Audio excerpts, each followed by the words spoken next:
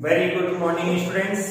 आज हमारे पास कक्षा 11 लेसन नंबर 3 जिसका एक बहुत महत्वपूर्ण एग्जाम्पल जिसमें गति की समीकरण, हमारी लास्ट वीडियो में हमने आपको ग्राफीय विधि द्वारा गति की समीकरण को व्युत्पन्न करना बताया। आज हमारी वीडियो में हम कलन विधि मतलब कि अवकलन और समाकलन का उपयोग करके आप गति की समीकरण को किस तरह से प्राप्त कर सकते हो उसके बारे में हम आज यहाँ पर पढ़ेंगे। ओके स्टूडेंट्स, चलिए हम शुरुआत करते हैं। हमने ये कहा स्टूडेंट्स कि हमारे पास त्वरण की परिभाषा है। त्वरण की परिभाषा से हम जानते हैं A बराबर होता है dv अपॉन dt। हमने क्रॉस गुणा किया, dv बराबर होगा a dt। ओके स्टूडेंट्स, ध्यान दीजिएगा, आपको यहाँ पर चूंकि समाकलन और अवकलन विधि का यहाँ उपयोग करना है तो आपको यहाँ पर सीमाओं का निर्धारण करना पड़ेगा। अब सीमाओं का निर्धारण कैसे और किस तरह से किया जाता है इसको आपको समझना है। देखिएगा, आप ही देखिए, यहाँ समय अंतराल के रूप में t बनता है और उस पर वेग बनता है v।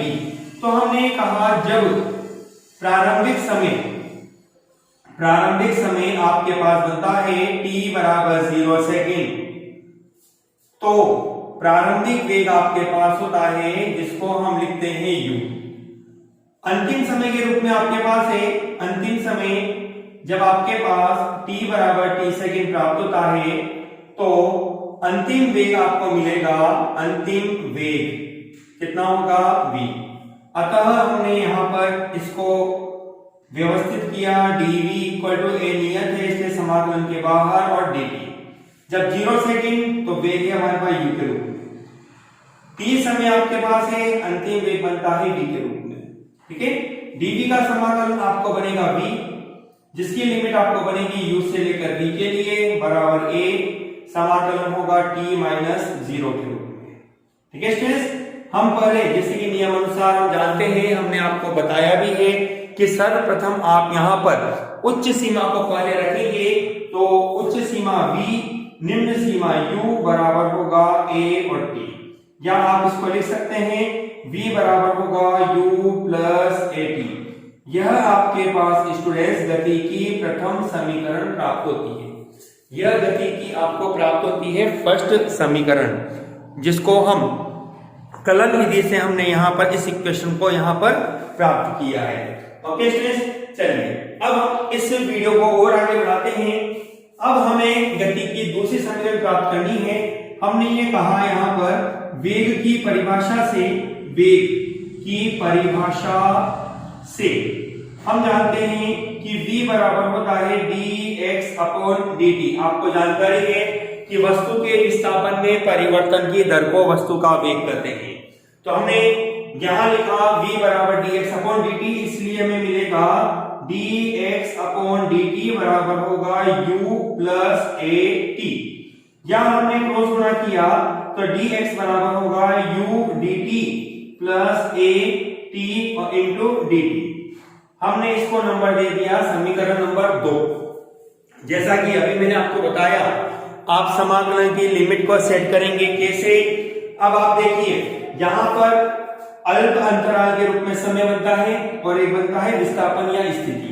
इसके आधार पर आपको सीमाओं को बनाना है, जिसमें हमने कहा यदि, यहां लाइन कर देता हूं मैं आपको, यदि t बराबर 0 सेकेंड पर प्रारंभिक स्थिति हमारे पास बनती है x1 मान लीजिए, व t बराबर t सेकेंड पर अंतिम स्थिति हमने ये माना, अंतिम स्थिति हमें प्राप्त होती है x2, तो आपको प्राप्त होगा समाकलन से समाकलन dx बराबर u बाहर ले लिया, समाकलन dt प्लस a बाहर, समाकलन t और dt। अब इधर की साइड तो dt आ रहा है, आपने t की लिमिट बनाई 0 पर स्थिति है प्रारंभिक x1, t बराबर t समय पर आपके पास अंतिम स्थिति बनती है x2। ठीक है, हमने इसका समाकलन किया dx का तो x आएगा, लिमिट होगी x1 से x2 के लिए बराबर u, और इसमें बनेगा t 0 से लेकर t के लिए प्लस a और आपको बनेगा टी स्क्वायर अपॉन 2, 0 से लेकर टी के लिए। ओके स्टूडेंट्स, चलिए हम इसको और कंटिन्यू करते हैं। हमने कहा x2 माइनस x1 बराबर u t minus 0 plus a, और आपको बनेगा टी स्क्वायर अपॉन 2 माइनस 0। तो आपको प्राप्त होगा स्टूडेंट्स, हम जानते हैं अंतिम स्थिति माइनस प्रारंभिक स्थिति, जिसको आप लिख सकते हो विस्थापन के रूप में। इसलिए s बराबर आपको बनेगा ut प्लस हाफ a और t स्क्वायर। ये आपके पास स्टूडेंट्स गति की आपको सेकंड समीकरण प्राप्त होती है। प्रथम समीकरण को हमने प्राप्त किया v बराबर u प्लस at। समीकरण नंबर 2 हमें प्राप्त होती है s बराबर ut plus half at square के रूप में। ओके स्टूडेंट्स, चलिए अब हम आगे हमारे पास गति की थर्ड समीकरण को हम यहां व्युत्पन्न करेंगे, जिसको हमने पुनः त्वरण की परिभाषा पर आते हैं। त्वरण की परिभाषा से हमने कहा a बराबर होता है dv अपॉन dt। हमने इसके अंश और हर में dx का गुणा भाग कर दिया। ठीक है स्टूडेंट्स, तो a बराबर आप लिख सकते हो, इस dx को मैं इस dt के साथ ले लेता हूं, तो dx अपॉन dt और dv अपॉन dx। आप जानते हैं वेग dx अपॉन dt हमने पहले भी पढ़ा है, dx upon dt is equal to वेग होता है आपके पास, तो dx अपॉन dt बराबर होगा v। अतः a बराबर v dv अपॉन dx। हमने क्रॉस गुणा कर दिया, तो v dv बराबर हो जाएगा a और dx के रूप में। ठीक है स्टूडेंट्स, मतलब आपको करना क्या रहा, केवल आपको यह करना रहा कि आपने dx का अंश में और हर में गुणा भाग किया। ठीक है, एक dx को आपने dt के साथ ले लिया ताकि वेग की परिभाषा बन जाती है, dv अपॉन dx आपको प्राप्त होगा। हमने क्रॉस गुणा किया, तो v इंटू dv और a इंटू dx। अब हमने कहा यदि प्रारंभिक स्थिति, यहां आपके पास सीमाएं बनेंगी क्योंकि dx आ रहा है और v dv आ रहा है, तो वेग और स्थिति की आपको सीमा बनानी है। तो हमने कहा प्रारंभिक स्थिति x1 पर प्रारंभिक वेग आपको बनता है u, वह अंतिम स्थिति आपको बनती है, अंतिम स्थिति x2 पर अंतिम वेग आपको मिलता है v। तो आपने, मैं लाइन कर देता हूं यहां पे भी, ताकि आप इसको आसानी से समझ पाए कौन सी स्टेप कहां से स्टार्ट आपके पास होती है।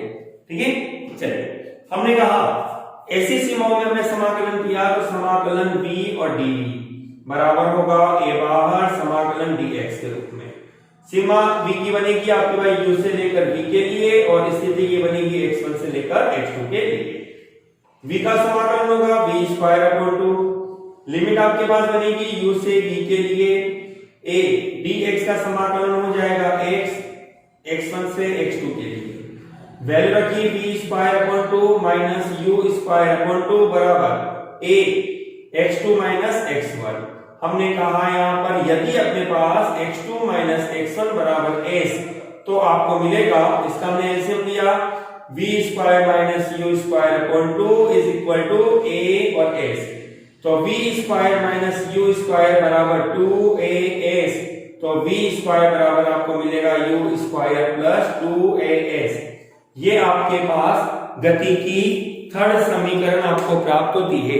इस तरह से स्टूडेंट्स हम कलन विधि का उपयोग करके गति की समीकरण को यहां व्युत्पन्न कर सकते हैं। एक बार दोबारा से इसको रिपीट करिए आप, मैं दोबारा से आपको अवकलन और समाकलन का उपयोग करके किस तरह से गति की समीकरण को भी व्युत्पन्न किया जा सकता है उसको समझाता हूं। हमने कहा त्वरण की परिभाषा से a बराबर होता है dv अपॉन dt। हमने क्रॉस गुणा किया, dv बराबर हो जाएगा a इंटू dt। ठीक है, आपको सीमाएं बनानी है जो परिवर्तन को दर्शा रहा है, जैसे तो t और एक v। तो हमने कहा t बराबर 0 सेकंड पर प्रारंभिक वेग बनता है u के रूप में, और t बराबर t सेकंड पर अंतिम वेग बनता है v।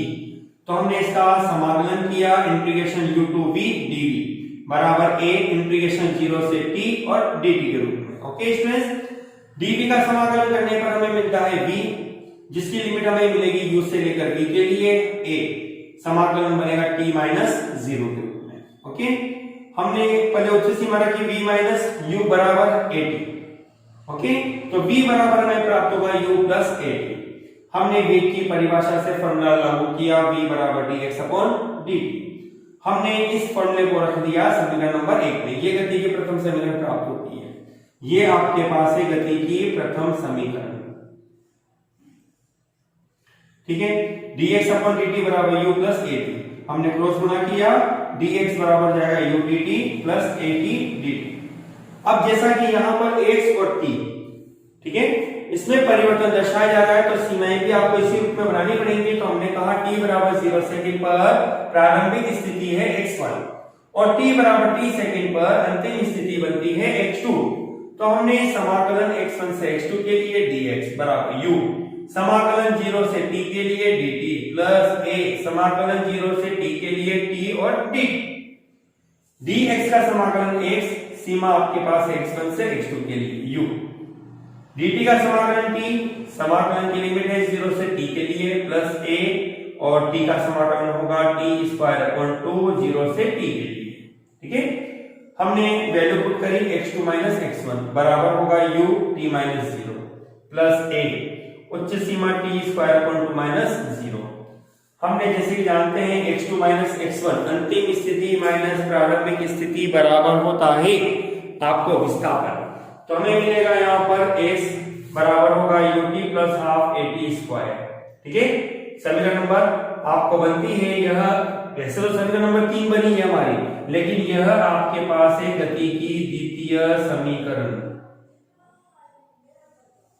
ठीक है स्टूडेंट्स। चलिए अब आते हैं थर्ड समीकरण को व्युत्पन्न करने के लिए। तो हमने कहा त्वरण की परिभाषा से a बराबर होता है dv अपॉन dt। हमने इसके अंश में और हर में dx का गुणा भाग कर दिया। इससे हमें क्या मिलेगा, हमने कहा dx को dt के साथ ले लेते हैं और dv को dx के साथ ले लिया। ओके, dx अपॉन dt वेग होता है, तो हमें मिलेगा a बराबर v dv अपॉन dx बराबर v dv बराबर a dx। ओके, यदि अब देखो यहां पर सीमाएं किसकी बनेगी, एक तो परिवर्तन आता है वेग का और एक आता है स्थिति का। तो हमने उसी रूप में यहां पर हमने कहा प्रारंभिक स्थिति x1 पर प्रारंभिक वेग बनता है u और अंतिम स्थिति x2 पर अंतिम वेग बनता है v। तो हमें मिलेगा समाकलन u से v के लिए v dv बराबर a, समाकलन x1 से x2 के लिए और इनटू dx। ओके, चलिए v का समाकलन बनेगा v स्क्वायर अपॉन 2, लिमिट आपके पास बनेगी u से v के लिए बराबर a, और dx का समाकलन x, सीमा बनेगी x1 से x2 के लिए। पहले उच्च सीमा v square upon 2 minus u square upon 2 बराबर a, x2 माइनस x1। अब जैसा कि हम जानते हैं x2 अंतिम स्थिति माइनस प्रारंभिक स्थिति बराबर s, जो कि विस्थापन बनता है। तो आपको बनेगा v square minus u square upon 2 is equal to a into x, cross गुणा कर दिया, v square minus u square बराबर 2as, तो v स्क्वायर बराबर बनेगा u स्क्वायर प्लस 2as। इस तरह से आपके पास यह गति की आपको तीसरी समीकरण प्राप्त होती है स्टूडेंट्स।